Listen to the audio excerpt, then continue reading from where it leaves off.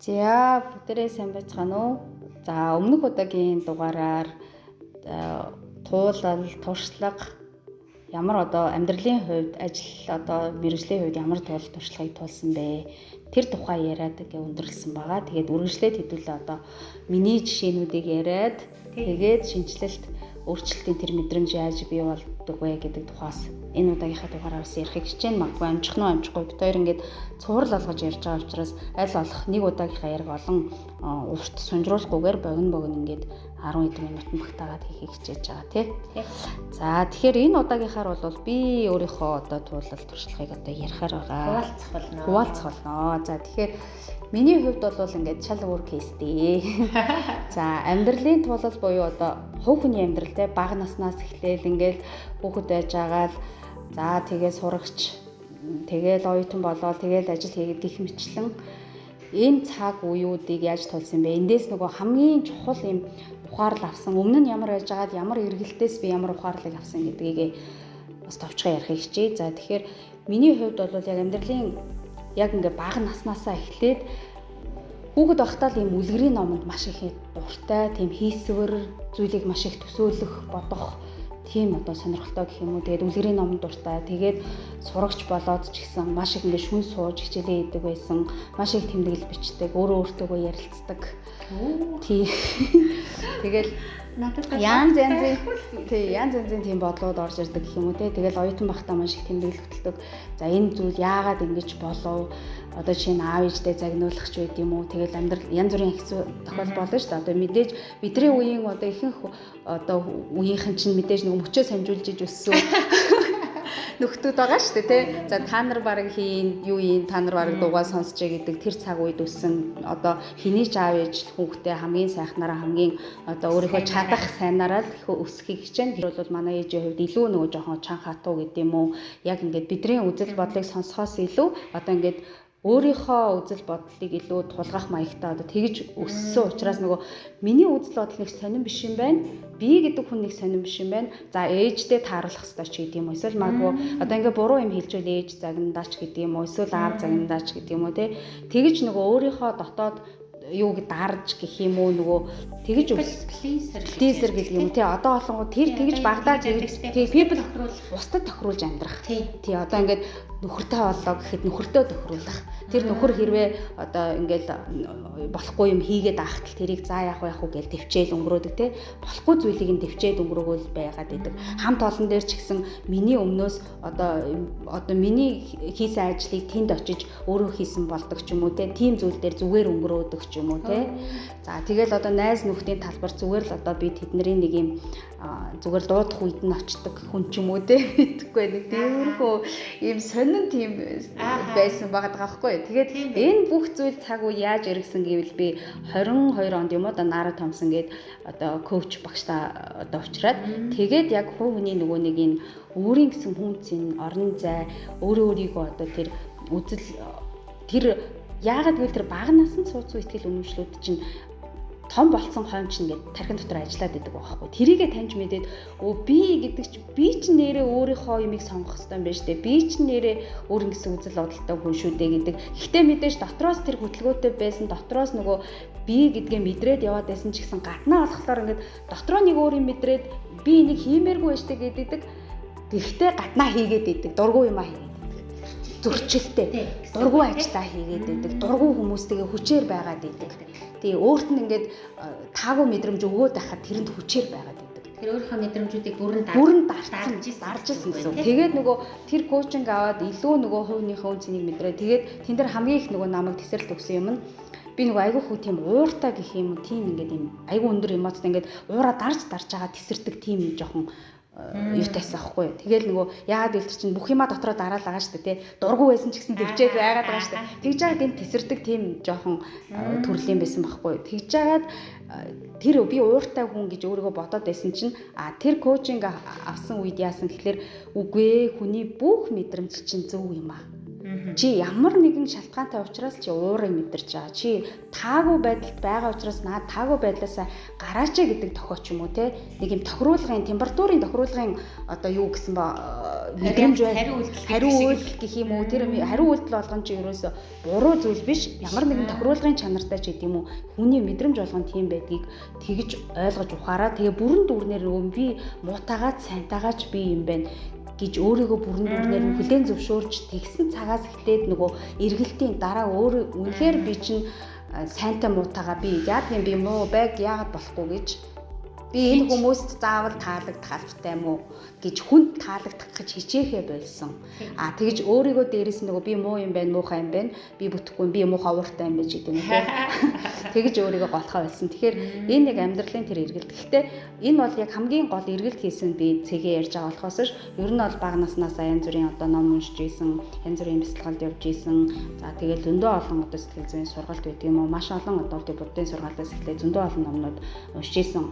Одоо тэрийг тоолвол ер нь бол маш их баг гэж бодож байна. Тэрийг бол яриад бол дуусахгүй бараг л нэлээд олон юу баг саяхан би бүх номнуудаа дууссан номнуудаа бүгднгийн ажлын газартаа хандуулсан. Тэгэхээр гих мэт ийм амьдралын талбар дээр бол юм байна. Ажлын талбар дээр бол би хоёр л нэг кейсийг ярих гэж бодож байна. Нэг нь бол яг edX гэдэг нэг юм боловсрол солилцооны ассоциацид би ажиллаж байсан. Тэр нь бол яг нөгөө өөрийгөө за би маркетинг би ингээд амар хөдөлгөөнтэй юм байна, шин зүйл хийх хэрэгтэй юм байна, шин тасралтгүй ингэж өөрчлөгдөж шин зүйл хийх хэрэгтэй хүн юм байна гэж өөрийгөө хараад тэгээ нөгөө тэр газар орсон чинь тэр маань нэгдүгээрт миний хийх зүйл яг нөгөө дотроос нөгөө бадраад ингээд хийдэг зүйл маань биш байсан. Дуртай зүйл маань биш байсан.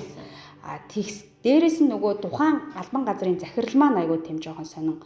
Одоо хүнийг ингэж хүн урамшуулж ажилдаг захирал байхад хүнийг дарж хүний болохгүйг нь хэлж хүнийг нөгөө нэг доош нь хийж магадгүй ингээд цалингаа багасгах ч гэдэг юм уу өгдөг янз бүрийн хангамжуудаа багасгах ч гэдэг юм уу жижигхэн зүйл дээр ингээд шалтак хаагаад л байдаг ч юм уу тийм нөгөө хүний нөгөө урмыг хугалж ажилладаг гэх юм уу тийм үү тий хүний нөгөө урмыг хугалахаар уцыг хугал гэж яддаг шүү дээ. Тэгээ залуу хүн чинь нөгөө урмаа хугалуулаад ирэхээр сүүлдээ ингээд бүр ямар ч гал цоггүй бадралгүй тэгээд шантраад тэгсэн ч гэсэн нөгөө нэг яагаад нөгөө нэг дургу зүйлээч хүчээр хийдэг хүн чинь хүчээр хийцэн байхгүй зүтгүүлээ хийцэн.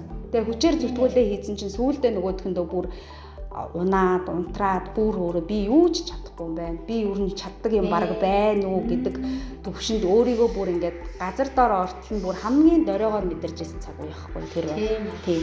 Тэгээд тэр бүр их хэсгээрээ байсан юм байна. Тийм. Таа чи их бадрангуй байсан байхгүй. Би чи их доороос дэшсэн юм байхгүй. Тийм байна. Тийм. Тэгэхээр яг ийм кейс бол баг маш бадрангуй буюу ялангуяа би чи одоо баг тэр одоо хүмүүжлийн долдолтой л гэж хэлээ да. Тэр хүний чинь лаг хүмүүжүүлнэ гэж бодоод байгаа хүн шүү дээ. Тэгэж оролдож маш их зүтгэж олон жил бас өөрийгөө нэлээд өргөдүүлж гэж ярив да. Тэр хүнийг өөрчлөн, сайжруулна, хүмүүжүүлнэ гэдэг байдлаар маш их хандаад тэгэд өөрийгөө яг чадна гэж итгээд байгаа байхгүй юу. Тэгэхээр би эсрэгээрээ чадахгүй юм байна биш. Би өөрийнхөө чадамжаас давж өөрийгөө үнэлсэн байсан гэсэн үг юм байна. Би бол нөгөө чадамж нь байгаа мөртлөө тэрийгэ дандаа дутуу үнэлдэг байсан гэсэн үг. Миний үгтэй. Таны болохоор би болохоор баг өөрийнхөө бодит чадамжаас давж амар үнэлэнгүүтээ бараг л одоо өөрийгөө баатар гэх юм уу? Би баатар, би шууд хүсгээр юм биелдэг гэдэг. Айгүй их тийм нөгөө зөнгөр амьддаг байсан гэж хэлсэн шүү дээ. Нэг юм ингээл бодгоод ингээд болчдаг. Одоо ажлын талбар дээр ч гэсэн би ингээд бодохоор надад бол одоо бараг тэгж ажилгүй байсан. Саналаар ажлаас гарсан. За эсвэл бүр ажилгүй байсан, болохгүй байсан ч тийм ийм цаг үед ерөөсөй байхгүй. Тэгээ бараг ингээд би ингээд амар чи сэтгэлээс хүсгэл юм бол болчихно дөө. Бүтчин дээ. Ингээл болчдیں۔ Да гэдэг нэг тийм ойлголттой байсан юм шиг санагдаад идэх байхгүй. Таны кейс болохоор шал үг. Тэгэхээр энэ дээр бол бит хоёрын туулал нэг нь ингээл бүх юмыг болгон чадна. Би бол өстой баатар гэж бодож ирсэн юм бахна шүү. Нэг нь бол би чадахгүй, би сул дорой, би хинч биш гэж боддог байжгаад одоо харин тэр туулалтын дараа би одоо бол өөртөө бүрэн дүүрэн итгэсэн. Би бол яг энийг бүтээн гэсэн бол би энэ бүтээн гэсэн юм чадна гэдэг дээр өөрийгөө тавьсан. Бусад хүний сэтгэл зүйн байдал, бусад хүн яах нь надад одоо нэг тийм сонирн биш. Намайг одоо муулж гин үү, намайг юу гэж хэлж гин. Ерөөсөө тэр нэг юм наалтхан байсан гэдэг шиг болсон. Тийм болсон шүү дээ ерөөсөө. Миний өвчин болохоор гэхдээ бүр Яг одоогийн төвшөнтэйгээ харьцуулаад үзэх юм бол тэр үед бол надад тийм харьцуулах бодол бол байх. Талархах амьдрал сайхан юм өснөр болцдог гоё юм байна. Ийм өөр бэрхшээлтэй амьдралч байдаг юм байна гэж харьцуулах тийм баг юу байгаагүй гэх юм уу? Тийм мэдрэмжүүд огт байгаагүй гэсэн. Түүнээс хойш болохоор яг жинхэнэ газарт буугаад гэдэг юм уу? Үгүй юм байна. Энд чинь хүн өөрөө ямар шийдвэр гаргахаас маш их зүйл хамаардаг юм байна. Тийм хүн чинь өөрөө өөрийнхөө эзэн байх хэрэгтэй юм байна гэдгийг л тийм. Тэрнээс бүх зүйл ингээд нэг юм устгалаараа цаанаасаа ингээд болоод бүтээд байдаг зүйл бол биш юм байна гэдгийг л бас ухаарч авсан гэх юм уу та. Тийм байна. Тэгэхээр би түрүү нөгөө нэг тэнд ажиллаж байхдаа ингээд амар ингээд өөрийгөө чадваргүй юм байна, би чадахгүй юм байна, би юу чадахгүй юм. Сүүлдээ баг одоо чаддаг юм аа чадахгүй юм байна гэж мэдэрч ийсэн хамгийн тийм үеихгүй. Харин яг ингээд үнэхээр бадарч дуртай хийж одоо ажлын хувьд дэвшсэн, цалингийн хувьд дэвшсэн одоо миний хамгийн одоо энэ амьдралдаа хамгийн таламжтай ажилласан газар бол Оюуны ундраа. Компани манд байгаа. Тэгээд одоо ч би манай Оюуны ундраа гэж ярьдаг. Яагаад ч юм нэг зүрх сэтгэл бүр хамгийн их ингээ хоногшсон тэр ажил маань. Тэгээ тэндээ би яг юу гэсэн гэхээр яг босод хүмүүс сайн муугаар зөндөл ярьдаг. Гэхдээ миний ажлын түүхэнд хамгийн одоо тийм сэтгэл ханамж дүүрэн ажилласаа ингээд үнэн дүүрэн сэтгэл ханамжийг авч ажиллахгүй. Ямар ажил вэ гэвэл судалгааны ажил байхгүй. Дандаа ингээд шинэ бизнесүүдийнх нь судалгаануудыг хийдэг. Тэгээд тэрэн дээр нь ингээд хийсэн судалгаагаа захирлуудаа бусад багийнхандаа танилцуулаа. Тэрний үр дүнгээ дараагийн ингээд үйл ажиллагаа төлөвлөлтүүд нь хийгдээд тэрнийхээ үр дүн гүйцэтгэлийг бас өөрөө тодорхой хэмжээнд бас араас нь хөөцөлдөж хийж яваад тэгээд тэрэндээ бүр үнэхээр баясаа. Тэгээд нөгөө сүүлдээ баг судалгааны хатан хаамаа нэр аваад тэгээд тэрэндээ өөрөө маш гоё баясгалтай манай ажлынхан ч гэсэн манай дуугийн одоо судалгааг бол бас гоё хийдэг, ажилдаа сайн гэдэг тийм одоо үнэлэмжийг захирлуудаас ч гэсэн ер нь бол бас гайгүй одоо таашаал магтаал гэх юм уу. Тэгээд ажлынхаа одоо шилдэг ажилтан болж байлаа гэх. Тийм. Тэгэхээр энэ мэдчлэн одоо ингээд хоёр ажлыг харьцуулахад нэг нь хүн үнэхээр өөрөө тэр яг хамт олонны хувьд нэг удирдлагын хувьд тохиромжгүй тийм таагүй удирдлага байсан байх нь ажлын хувьд ч дургүй ажил байсан байх. Нөгөөх нь бол өөрөө урамших бадрах боломжтой тэр дуртай ажил дээр байсан байх. Тэгэхээр энэ хоёрыг би харьцуулж ярих юм бол ажлын туршлагад бол юм байгаа. Амьдралынх дээр бол хүний анхны өвдлөөсөө тэгж хөгжиж явсаар хагаад өөрийнхөө яг нэг тэр эргэлтийн цэгийг олж өөрийн гэсэн үн цэнээ мэдэрч яс эргэлтийн цэг одоо бол тэгээд бүрэн дотроос нөгөө мэдэрсэн гэдэг юм бол дүүрсэн. Тэр чинь одоо тийм арчгүй юм та одоо тийм одоо яаж амьдарч ийсэн гэдэг тусгал чи ер нь бусад хүмүүс миний тухай ойлголтоор бас нэлийн илэрхий юм уу гэж бодод. Тэр би өмнөх нөгөө нэг ямар ч бодлого амьдарч ийсэн цаг үедэд болохоор миний эргэн тойрны хүмүүс намайг маш мундаг гэж боддог байсан байгаад байгаа байхгүй юу? Гэтэл нөгөө мундаг хүн чинь тийм сонголт хийгээд айгүй хэцүү амьдраад байна шүү дээ. Тэнд одоо харддаг тий ингээл байгаан одоо ингээд хэрүүл уруул хийдэг тэгэл ойрхон баахан хүүхэд гаргацсан тэгэл тэгснэ хажуугаар нь ажил хийж байдаг. Гэх мэт ингээд ийм амьдралууд чинь болохоор ингээд бусдад туссан тусгалын үед бол би бол одоо яг юу гэж харагчээ гэхээр бүр алга эргэцсэн юм шиг тийм тис өөр сонголт хийгээд эн чи ямар ачи юм бэ гэж бүр хүмүүс бүр цочиж гайх хэмжээний тийм сонголт хийсэн байх гэдэг байхгүй. Тэгэхээр чинь тэр бол одоо яг миний хувьд жинхэнэ нөгөө ухаарлаг сорил буюу жинхэнэ мүлжүүртэй амьдралын цаг үе байлаа. Тэгэхээр нөгөө энэ бүх тэр бэрхшээл гэдэг юм чинтэй хүний тэр бэрхшээл даваа чинь нэг юм их сурах гад тий байгаад гэж бол хараад шүү дээ. Харж аахгүй эргээд харахад тэгэнгүүт одоо эргээд харангууд тэр одоо миний амьдралын тэр бүх туулал тэр хэцүү бэрхшээл байхгүйсэн бол өдийгийн би бүтээгдэхгүй байхгүй. Өдийгийн би бүтээгдэхгүй, өдийгийн оюун болон өдийгийн долоом гэсээр бүтээгдэхгүй байхгүй юу. Тэр зүйл байсан учраас өдийд бүтээгдсэн. Тийм. Хамаагүй дээрсэн ингэж сууж авсан гэж бас хэлж болох юм тий. Тэгэхээр бас талархав штэ. Тэгэхээр ч одоо суралцсан туулсан тийм бэрхшээлийг даван туулсан цаг үедээ бол хүн тэгж харамсдаггүй юм байна гэж тэгэл ойлгосон. Илүү би талархдаг.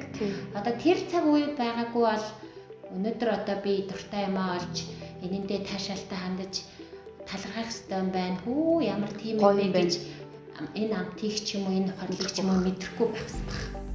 Тэгэл нэг юм имэлэвэд юм байна гэдэг нэг тийм. Тэгээд амьдрал нэг солбор тийм амьдралаар баг тусах байсан юм шүү гэж За тэгэхээр энэ бүхнийг ингээд за хоёулаа ингээд амьдралын ч ажлын ч ингээд тодорхой хэмжээний туулахад жоох хэсгийг ярьлаа шүү дээ. Тэгээд одоо энэ хөгжил өөрчлөлтийн мэдрэмж одоо ярих хэрэгтэй байх тийм. Тий, яг үнэ. За одоо тэгвэл ард дээр л байгаа байхгүй юу? Тэр хөгжил өөрчлөлтийн мэдрэмжийг яаж авах вэ? Ер нь тэрийг яаж ер нь бол өөрийгөө хөгжиж өссөн юм байна гэдгийг мэдрэх үү. Аха. Айгу за аль болохоор энгийнээр тайлбарлахыг орлоо. Ерөнхийдөө өөрийнхөө өнгөрсөн амьдралыг эргээд харахад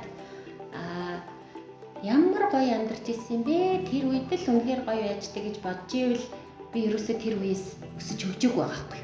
Өмнөх юмаа харахаар тий. Өмнөх юмаа харахаар тэр өмнөх үе ямар гоё байсан бэ гэж бодогдвол би огт өсөж хөгжөөгүй гэсэн үг. Эсвэргээрээ тэр цаг үед ишээ эви минь бас нэг амьдрах гал үзээд чаавас байсан юм шиг байгаамаа гэж харж байгаа бол тодорхой хэмжээнд өссөн байна гэж үзэж болох гээд байгаа. Буцаад эргээд харахад үгүй юм уу инээдтэй байгаа шүү өстэй нэрэж тэгэл хөглөөл явж исэн гэж бүр инээж өөрийгөө шоолох хэмжээнд байх юм бол маш өндөр өсөлт үзүүлжээ гэж мэдэрч болохоор тий. Би үл яг тэгж л боддог. Ажлын хувьд ч гэсэн тийм байдаг шүү дээ. Одоо яг нэг өмнө нь хийсэн юм эргээд харахад би ямар лаг хийсэн бэ гэж харах юм бол би яг өдөрт түүнээс хойш өсөөгүй байгаа байхгүй болчихгоо тийм байна яг тийм байна. Тийм байна. Тийм тэгэнгүүт одоо юу гэдгийг бас хөрхий хийх гээд нэлээд чармаажээ гэх юм бол багахан өсөлт одоо би үзүүлсэн байгаа байхгүй. Гэтэл иштэй иш хийсэн юм харж чажтай ийм ч юм хийх гэж харах юм бол асар их өссөн байна. Асар их өссөн болох гэдэг шүү. Болох гэдэг шүү. Ур чадварын хувьд өөрчлөгдсөн гэж харьцуулж болохоор байхгүй. Та бол одоо жишээ нь өмнөх өөрийнхөө хийсэн ажлууд дээр дүгнээл энэ мэдрэмжийг жишээ авсан байна шүү. Авчиад байгаа байхгүй. Тэр чинь яг өөрчлөлт шинжилэлтийн буюу хөгжиж байгаагийн ийм мэдрэмжийн таашаал байгаа шүү дээ. Өмнөхөөсөө гоё илүү ахицсан байна. Илүү чадварчсан, илүү ухаарсан. Тэг буцаад харахад чи тэр чи инээдтэй санагдаад байна шүү дээ. Тэгэхээр чи яг ахицсан байгаад байгаа байхгүй юу? Тийм шүү дээ. Дэвшил явагдаад би цоо шинээр өөрчлөгдөж дэвшсэн байх нь. Тэгэхээр яг би ч гэсэн яг саяны ярианаас бодох юм бол яг өмнөхөө ингээд харах юм бол тэр үед иш хөөрхөдөө өстэй тэгж хэцүү байж те одоо яасан ч их өөрийгөө доош нь хийж боддог байж уу яасан ч их хүмүүс таалагдах гэж одоо те оролцдог байсан юм дээ. Тэгээд дэмэл одоо тэгж. Гэтэл тэрийг л цаг үеийг туулсан учраас л өдөрт ингээд ингэж мэдэрч сууж байгаа хгүй. Тэгээд тэрэндээ одоо дүүрэн тэр үеичтэй хөөрхөн хэцүү байж те одоо л үнэхээр сайхан дүүрэн байна да гэдэг тэр мэдрэмжийг одоо үнэхээр авч байгаа хгүй. Тэгэхээр яг одоо магадгүй энийг сонсоод байж байгаа одоо сонсогчд маань ч юм уу те өөрийнхөө үнэхээр энэ шинжлэгдэж өөрчлөгдөж байгаа хөгжиж байгаа тэр одоо мэдрэмжийг юунаас авах вэ гэхээр өмнөх тэр зүйл дээрээ та магадгүй те дүгнэлт хийгээд үзээрэй. Амьдрал баяа тий. Тэгэхээр яаж дүгнэх чинь бол нэг хамаагүй заавал тийм ингээд өмнөх чинь гоё байлаа гэд та хөгжихгүй байлаа гэд тэр бол юу биш. Одоо үүнээс цааш та илүү сайн дараагийн хөгжил шинжилт өөрчлөлтийг мэдрэх тэр артхмаа хийх нь л одоо хамгийн чухал гэж үзсэн шүү дээ. За магадгүй одоо нөгөө нэг түрүүний ярьсан тэр үед үнэхээр гоё байждаг гэж бодож байгаа хүн бол буцаад тэр үе рүүгээ аягүй сайн ажиглаж анхаарах хэрэгтэй байх. Тэр үед би юу хийж байсан болоод аз жаргалтай юм уу илүү сайхан санагдаад байгаа юм. Гэтэл магадгүй нөгөө хийх дуртай юмнаас хазаацсан байгаад хөгжихгүй байж болох байхгүй юу? Тийм байна. Ямар ч гэсэн бит хоёр өөрсдийнхөө туршлага дээр суйрлаад амжилт өөрчлөлт шинжилтийн мэдрэмжийг өөрсдийнхөө туулал туршлагаас яаж одоо ингэж мэдэрсэн бэ гэдэг талаараа ингэ ярьлаа. Тэгээ энэ удаагийнхаа дугаарыг ингээд өндөрлөе арай жоохон сунжраад яриа маань жоохон урт болчлоо. За дараагийнхаа одоо подкастаар хэдүүлээ амжилт бүтээлийн мэдрэмжийн тухай ярих болно. Тэгээд энэ удаагийн дугаарыг маань шимтэн сонсон та бүхэндээ талархлаа. За баярлалаа. Баярлалаа.